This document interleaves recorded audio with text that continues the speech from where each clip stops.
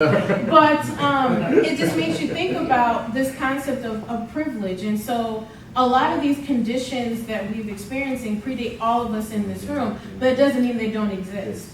And so part of the challenge is that we don't have the conversations about just how important history is in our collective experience. So I just wanted to show you that image.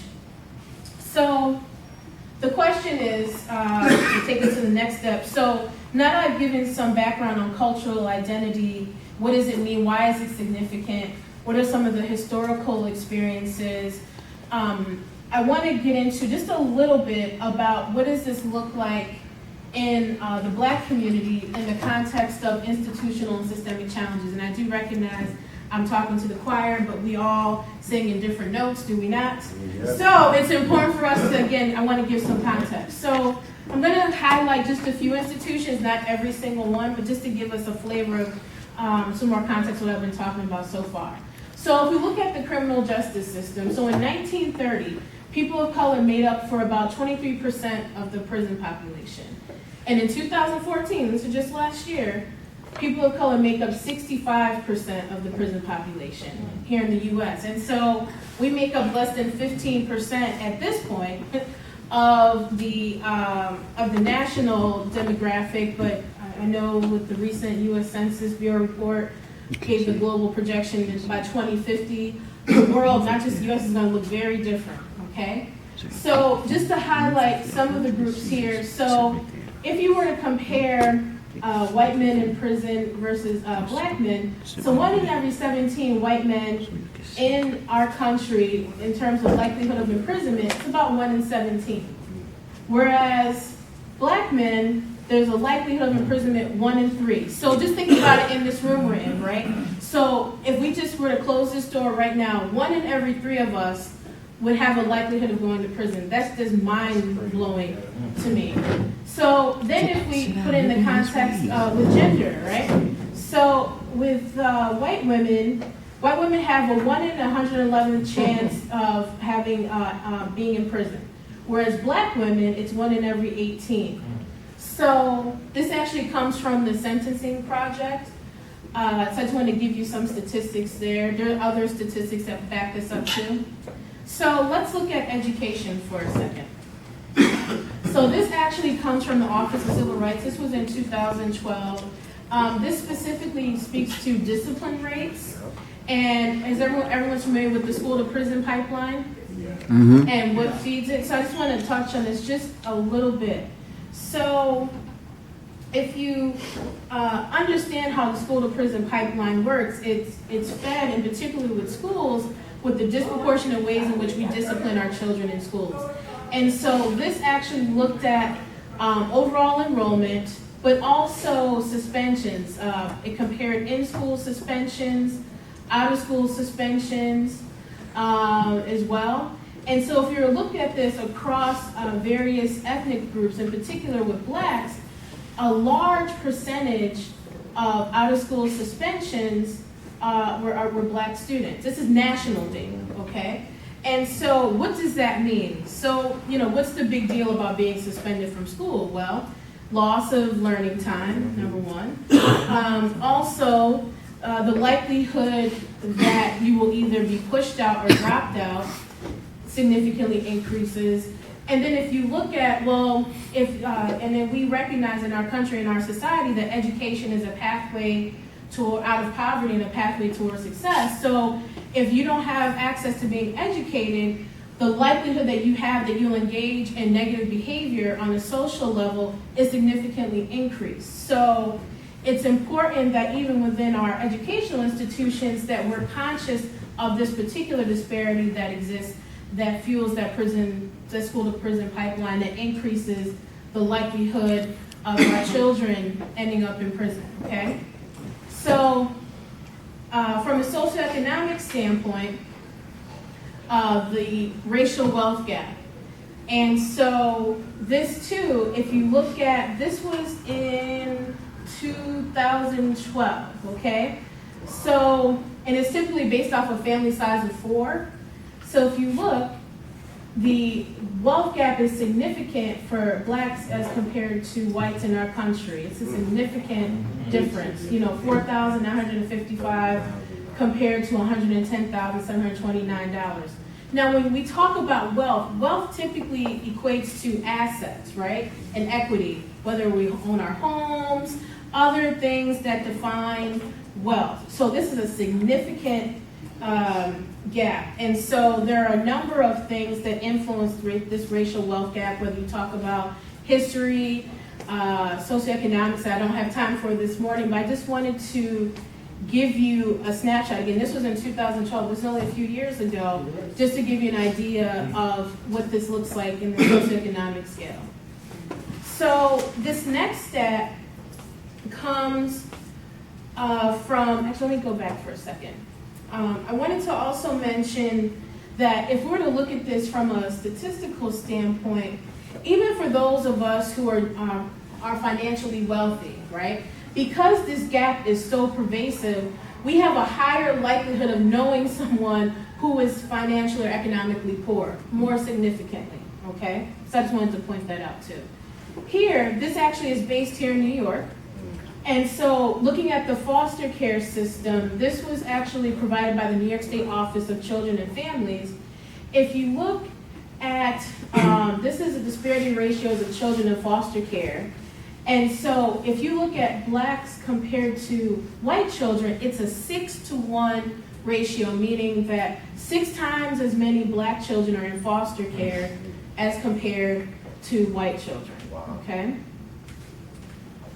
So here I wanted to show a video, it's a very short video that highlights some of the additional institutional systemic challenges. By no means is it completely comprehensive of every single thing, but it gives us some context to our conversation on why having these dialogues are important.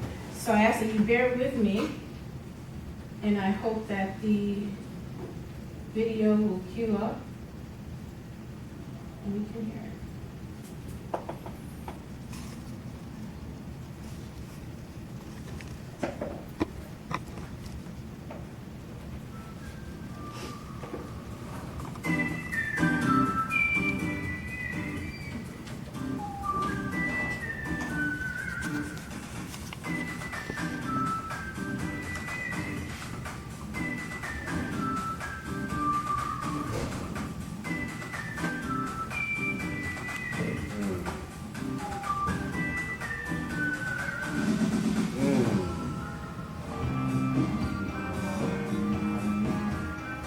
Okay, I saw this.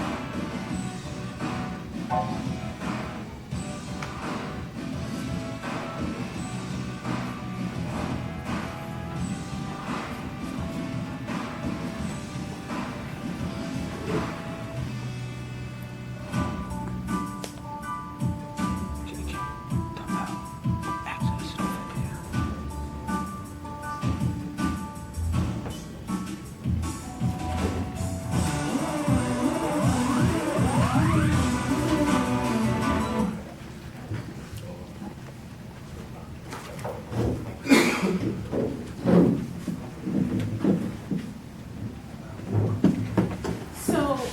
to kind of take us to the next steps of what can be done. So I've given a number of statistics and given an overview of what the experience for Blacks in America in particular around cultural identity, what does that look like on the institutional and systemic level.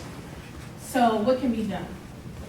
So I like this particular quote by Nelson Mandela that says, education is the most powerful weapon which you can use to change the world.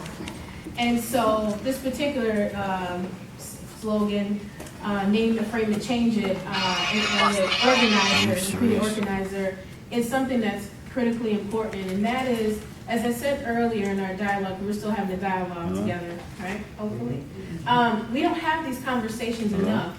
And it's not just simply confined to our schools, but in our own households, in our own larger communities, in government, in our healthcare system, really understanding how disproportionately impacted historically marginalized groups, in particular us as Blacks in this country, and I would say globally, how we access these different systems that allow us to have a better quality of life. And so my hope is that in coming to forums like this, we all become equally motivated to continue to empower each other, to have these important dialogues, and to tell the entire story, because we're not having these conversations enough.